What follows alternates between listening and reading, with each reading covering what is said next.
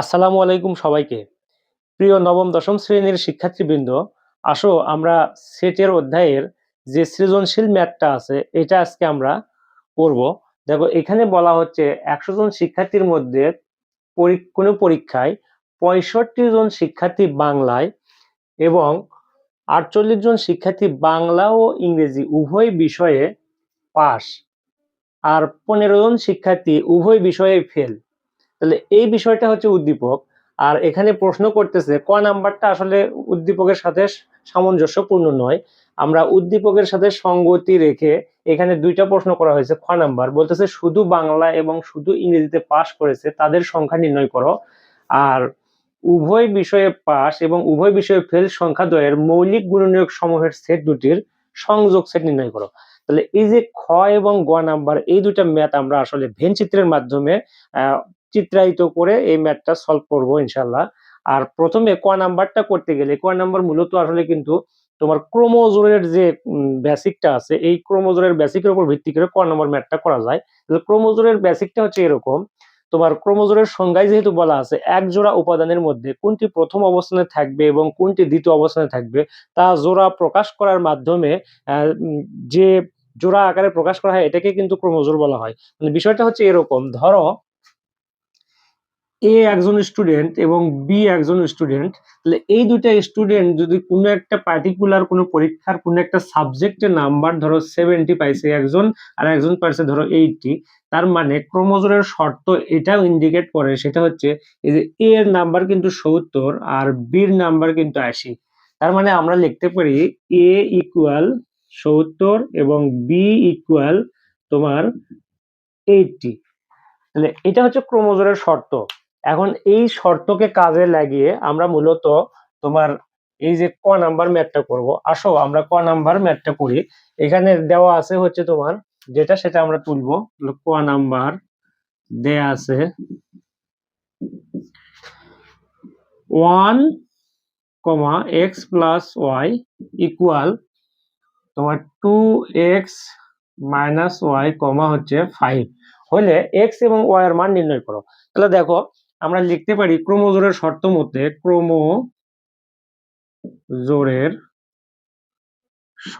মতে কি পাই, তাহলে অবশ্যই 1 = 2x - y হবে। কিন্তু কথা হচ্ছে যেহেতু এটা আমরা সমাধান করে x এবং y এর মান নির্ণয় করব, আর আমরা জানি কোন সমীকরণে সাধারণত চলকটা সমানের বাম পাশে রাখতে হয়, এই কারণে এই 1 = 2x - y লেখা যে কথা 2x - y = 1 লেখাও কিন্তু একই কথা। তাহলে এটা করলে তোমার একটা লাইন আসলে কম করলেই কিন্তু হবে, না হলে তোমাকে কিন্তু পরে আবারও পক্ষান্তর করতে হবে। সুতরাং আমরা এটা এইভাবে লিখবো 2x - y = 1। তাহলে এটা কিন্তু ইকুয়েশন নম্বর 1। এরপরে দেখো x + y = 5 অথবা 5 = x + y। তাহলে আমরা করবোটা কি, আমরা লিখবো প্রথমে চলক। তাহলে অবশ্যই x + y = 5। তাহলে এটা 2 নম্বর সমীকরণ। এখন এই দুই সমীকরণ থেকে তুমি x এবং y এর ভ্যালুটা যদি বের করতে চাও তাহলে অবশ্যই তোমাকে কোনো একটা পদ্ধতিতে সমাধান করতে হবে। সেটা তুমি অপনয়নই করো আর প্রতিস্থাপনই করো। তা আমরা যদি অপনয়ন পদ্ধতি বেছে নেই তাহলে দেখো এখানে y কে যদি আমরা ক্যান্সেল আউট করি তাহলে এই y এর বামে আছে মাইনাস আর এই y এর বামে আছে প্লাস। তাহলে অবশ্যই একটা মাইনাস এবং একটা যদি প্লাস থাকে তাহলে যোগ করলেই কিন্তু y এর ভ্যালুটা কিন্তু ক্যান্সেল আউট হয়ে যায়। সুতরাং আমরা 1 এবং 2 যোগ করব এবং y এর বামে সহগ আছে 1, এই y এর বামেও সহগ 1। তার মানে সমসংখ্যক সহগ বিশিষ্ট কোনো পদ প্লাস মাইনাস যুক্ত হইলে সেটা যোগ করলেই কিন্তু কাটাকাটি করা যায়। তার মানে আমরা লিখতে পারি 1 + 2। তাহলে 1 নাম্বার সমীকরণ লেখো তুমি 2x - y = 1 আর x + y = 5। এটা যোগ করলে আমরা প্লাস y মাইনাস y কাটাকাটি করলাম 2x x, তাহলে যোগ করলে 3x = 6, x = 6/3, অতএব x = কিন্তু 2।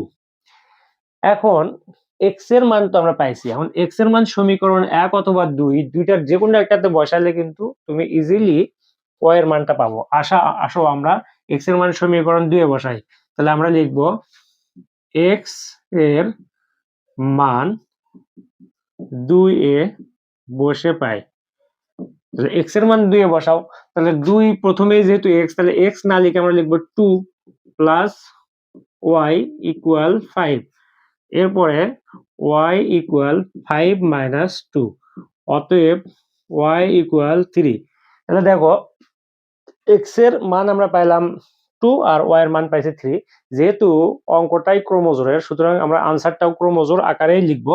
তাহলে আমরা লিখতে পারি অতএব x, y ইকুয়াল 2, 3। এটা কিন্তু আমাদের আনসার। তাহলে দেখো শুধুমাত্র ক্রমজোরের যে বেসিক ধারণা, এটাকে তুমি মাথায় রেখে আর সমীকরণ সমাধান তুমি যেভাবে করতে পারো, প্রতিস্থাপনেও করতে পারবে, তুমি অপনয়নে করতে পারবে, যে কোনো একটা পদ্ধতি অ্যাপ্লাই করে তুমি দুইটা চলকের মান বের করবা এবং ফাইনালি ওই দুইটা চলকের মানকে ক্রমজোর আকারে লিখলেই তোমার কিন্তু আনসার হয়ে যাবে। এটা কোনো আসলে কঠিন কিছু না। আসো আমরা এবার এই যে উদ্দীপকের আলোকে এটা ভেন চিত্রের মাধ্যমে আমরা এই ম্যাথটা করার চেষ্টা করব। তাহলে ভেন চিত্রটা আসলে কি জিনিস? ভেন চিত্র হচ্ছে এরকম, সেটের যে উপাদানগুলো আছে এই উপাদানগুলোকে কতগুলো জ্যামিতিক আকৃতির মধ্যে চিত্রায়িত করে যে মানে সেটকে উপস্থাপিত করা হয় সেটাকে বলা হয় ভেন চিত্র। এটা ভেন চিত্র নাম হওয়ার কারণ হচ্ছে বিজ্ঞানী জন ভেন অর্থাৎ গণিতবিদ জন ভেন, ওনার নাম অনুসারে এই চিত্রকে বলা হয় ভেন চিত্র। আর এই ভেন চিত্রে সাধারণত দুইটা আকৃতি আসলে ব্যবহার করা হয়, একটা হচ্ছে তোমার আয়তাকার আর একটা বৃত্তাকার। তার মানে পুরা ভেন চিত্র মানে পুরা সিস্টেমটা মানে সেটের সমস্ত উপাদানগুলোকে সাধারণত আমরা আয়তাকার আকৃতির মধ্যে লিখবো এবং ওই আয়তাকার আকৃতির মধ্যে আরো যতগুলো উপাদানগুলো থাকবে সেগুলো ওই আয়তাকার ক্ষেত্রের মধ্যে বৃত্তাকার ভাবে সজ্জিত থাকবে। বিষয়টা আসলে এরকম, দেখো আমরা খ নাম্বার যদি করি, এখানে বলা হচ্ছে 100 জন শিক্ষার্থী কোনো পরীক্ষায়, তার মানে কোনো একটা ক্লাসে হইতে পারে বা কোনো একটা স্কুলে 100 জন শিক্ষার্থী আছে। তাহলে এই 100 জন শিক্ষার্থী মানে কিন্তু পুরা ক্লাসের স্টুডেন্ট 100 জন। তাহলে এই 100 জন কিন্তু একটা আয়তাকার ক্ষেত্রের মধ্যে থাকবে কিন্তু আসলে এই আয়তাকার। তাহলে আমরা এই চিত্রটা এইভাবে লিখবো। তাহলে চিত্রটা হচ্ছে এরকম, ধরো এটা একটা আয়তাকার আকৃতি, তাহলে অবশ্যই এই আয়তাকার এটাই ইউ ইকুয়াল 100 জন, ইউ ইকুয়াল 100 জন মানে সার্বিক সেট, মানে পুরোটাই সার্বিক সেটের। আমরা জানি কোনো একটা সেটের মানে যতগুলো উপাদান আছে সব উপাদান যদি আলোচনাধীন একটা উপাদানের মধ্যে থাকে তাহলে সেটা হচ্ছে সার্বিক সেট। কারণ এই যে 100 জন স্টুডেন্টই কিন্তু এই পুরো আয়তাকার ক্ষেত্রের মধ্যেই থাকবে, সুতরাং এই আয়তাকার ক্ষেত্রটাকে আমরা সার্বিক অর্থাৎ ইউনিভার্সাল সেট দ্বারা কিন্তু সূচিত করতেই পারি।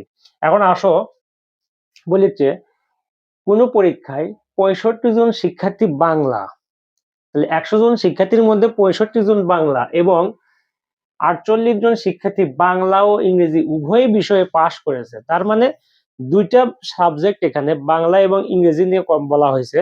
তাহলে বাংলার জন্য একটা সেট হবে এবং ইংরেজির জন্য আর একটা সেট হবে।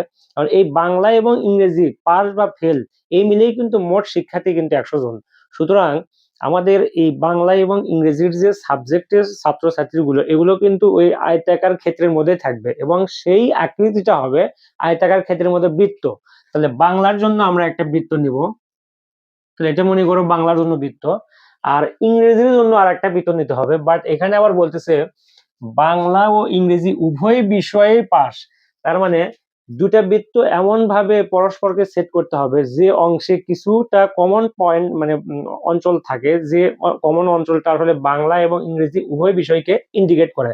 তার মানে এই তোমার হচ্ছে আয়তাকার ক্ষেত্রের মধ্যে দুইটা বৃত্ত পরস্পর ছেদি দুইটা বৃত্ত নিতে হবে। তাহলে বৃত্ত দুইটার আকৃতি হবে এরকম, ধরো এরকম আর একটা বৃত্ত হলো, তাহলে এটা আর একটা বৃত্ত। তাহলে ধরলাম আমরা এটা বাংলার জন্য বি, তাহলে বির মান কত 65। আর ইংরেজিতে পাস এমন কোন শিক্ষার্থীর মান কিন্তু দেওয়া নাই, জাস্ট ইংরেজি বলছে।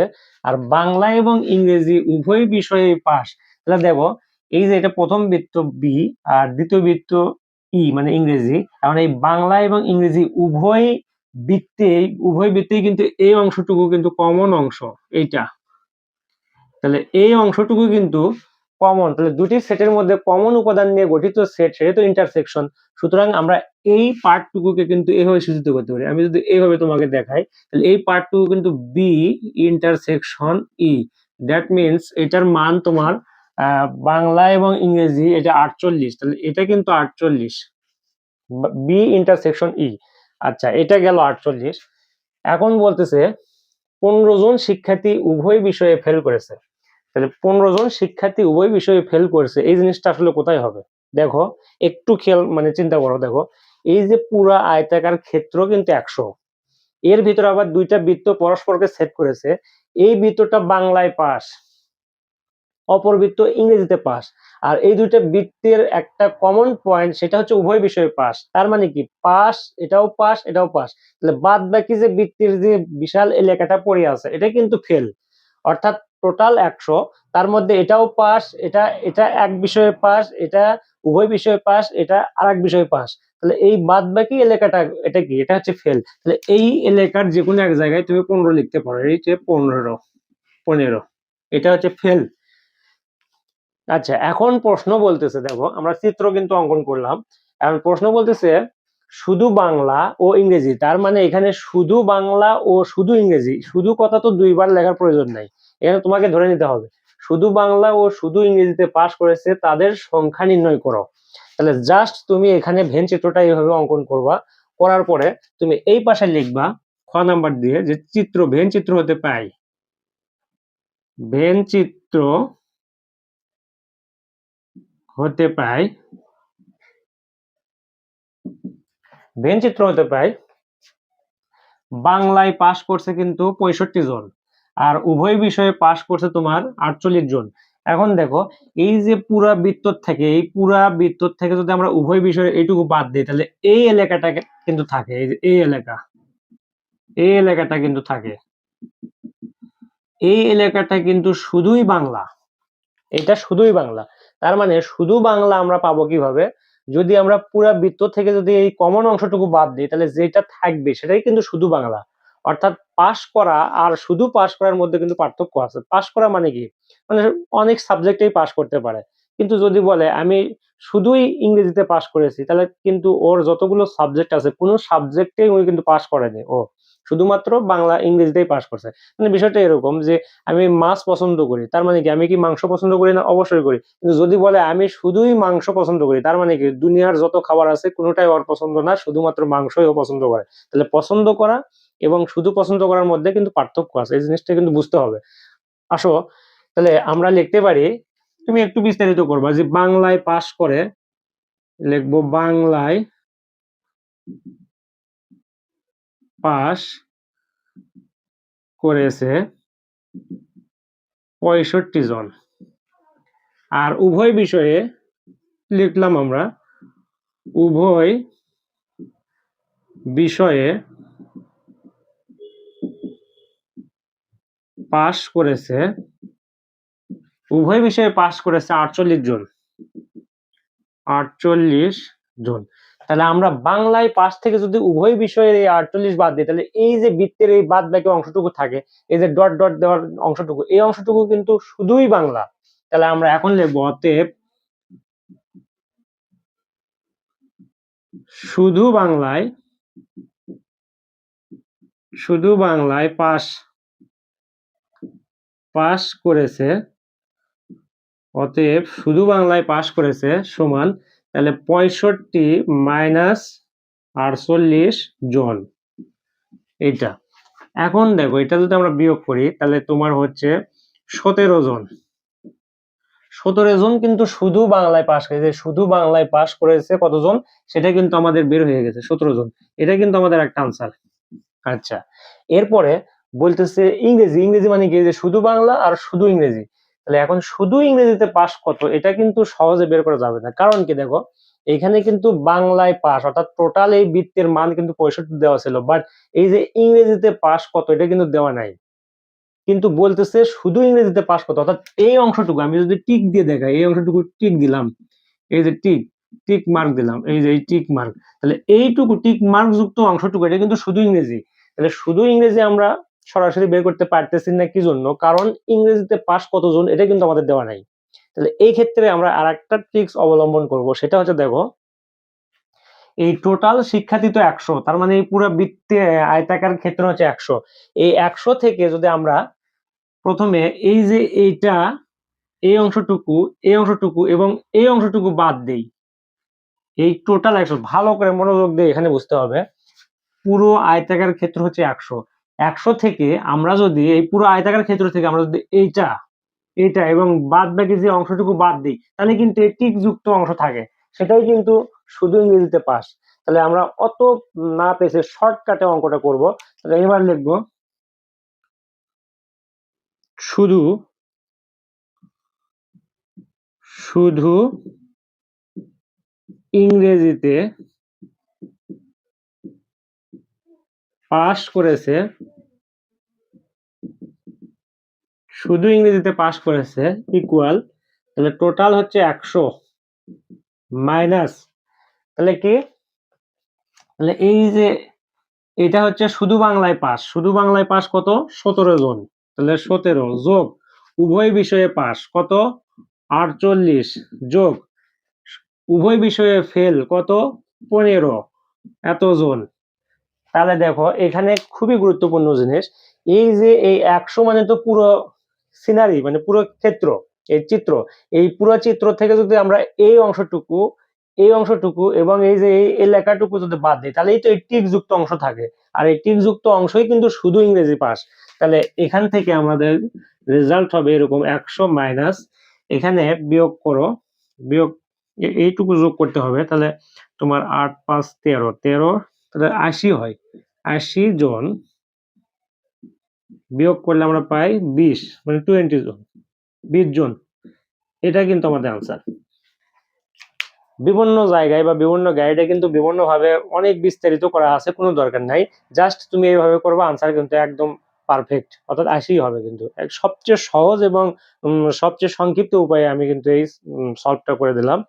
আশা করি এটা বোঝার কোনো অসুবিধা হবে না। এখন দেখো এটা আরো সোজা, এটা কোনো বিষয় না। বলতেছে উভয় বিষয়ে পাস, তাহলে মানে উভয় বিষয়ে পাস তো আমাদের এই যে বাংলা এবং ইংরেজি উভয় বিষয়ে পাস, তার মানে 48 জন। আর কি বলে, এবং উভয় বিষয়ে ফেল, উভয় বিষয়ে ফেল কতজন, উভয় বিষয়ে ফেল হচ্ছে 15 জন। এই সংখ্যাদ্বয়ের মৌলিক গুণনীয়ক সমূহের সেট দুটির সংযোগ সেট নির্ণয় করো। তাহলে এই দুই সংখ্যার তোমার মৌলিক গুণনীয়কের সেট নির্ণয় করে তার আবার সংযোগ সেট করতে হবে। তো বিষয়টা আসলে এরকম হবে, দেখো আমরা এটা মিশায় দিই,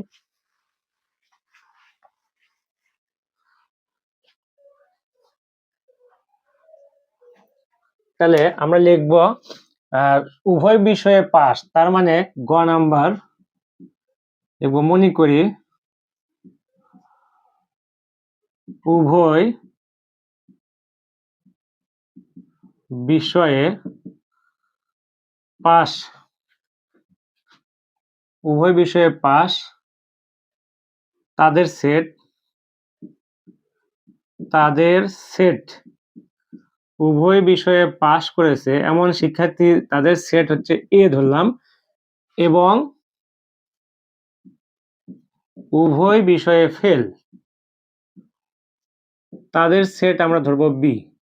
আচ্ছা, এখন উভয় বিষয়ে পাস কতজন, 48 জন। তাহলে 48 এর গুণনীয়ক বের করতে হবে, মৌলিক গুণনীয়ক। তাহলে আমরা লিখবো 48 এর মৌলিক গুণনীয়ক। তাহলে 48 এর মৌলিক গুণনীয়ক আমরা কিভাবে, মৌলিক গুণনীয়ক আমরা পারি, 48 এর মৌলিক গুণনীয়ক বের করা কোনো বিষয় না। তাহলে 48 এইভাবে মৌলিক গুণনীয়ক বের করবা 2, তাহলে এখানে হচ্ছে তোমার 24, এরপরে 2, তাহলে তোমার 12, তারপরে আবারও 2, তাহলে এখানে হচ্ছে তোমার 6, তারপরে তোমার 2 3, তাহলে অতএব মৌলিক গুণনীয়ক গুলো এগুলো, অতএব মৌলিক গুণনীয়ক 48 এর মৌলিক গুণনীয়কের সেট যেহেতু আমরা এ ধরছি, তার মানে এই মৌলিক গুণনীয়ক গুলো এ সেটের সদস্য হবে, তার মানে 2 2 2 2 3। এই এতগুলো আসলে লেখা লাগে না, 2 এবং 3 লিখলেই হতো, কারণ দুইটা লিখলে এতগুলো লেখার কোনো প্রয়োজন নেই। আমরা মৌলিক গুণনীয়ক গুলো শুধুমাত্র 2 এবং 3 শুধু 2 আর হচ্ছে 3 আমরা লিখবো। এরপরে চলে আসো 15। এবার 15 এর মৌলিক গুণনীয়ক 15 এর মৌলিক গুণনীয়ক আমরা বের করব। তাহলে 15 5 3 5 15, তাহলে এটার মৌলিক গুণনীয়ক যেহেতু আমরা বি ধরছি, তাহলে বি ইকুয়াল 3 5। তাহলে এ সেটের মান পাইছি আমরা 2 3, আর বি সেটের মান পাইলাম 3 5। এখন এই দুই সেটের মধ্যে কি করতে বলতেছে? মৌলিক গুণনীয়ক সমূহের সেট দুটির সংযোগ সেট নির্ণয় করতে বলতেছে। তার মানে আমরা লিখবো অতএব এ ইউনিয়ন বি। এ সেটের সদস্য কি? এ সেটের সদস্য হচ্ছে 2 3, ইউনিয়ন বি এর সদস্য হচ্ছে তোমার 3 5। তাহলে আমরা জানি দুইটি সেটের মাঝখানে যদি ইউনিয়ন অপারেশন থাকে, মানে প্রক্রিয়া থাকে, তাহলে মিল অমিল বা কমন আনকমন সবই নিতে হয়। তাহলে আমরা এখানে লিখব 2 3 5, এটাই কিন্তু আনসার। তাহলে এই ম্যাথটা কিন্তু তোমার সৃজনশীলের, অর্থাৎ তোমাদের বইয়ের যে নতুন বইয়ের যে সৃজনশীল আছে, এই সৃজনশীল লাস্টের যে সৃজনশীলটা ছিল, এটাই কিন্তু এই ম্যাথটার কথা ছিল। দেখো, এটা প্রথমটা ছিল তোমার কি বলে ক্রোমোজোরের উপর ভিত্তি করে, আর দ্বিতীয় নাম্বার যে উদ্দীপক আছে এটা আসলে ভেনচিত্র নির্ভর। আর ভেনচিত্র জাস্ট তুমি ওইভাবে আঁকাবা, আঁকানোর পরে একদম শর্ট যে পদ্ধতি আছে একেবারে শর্ট এবং খুব সহজ ভাবে এভাবে কিন্তু এগুলো চাইলেই কিন্তু তুমি সলভ করতে পারো।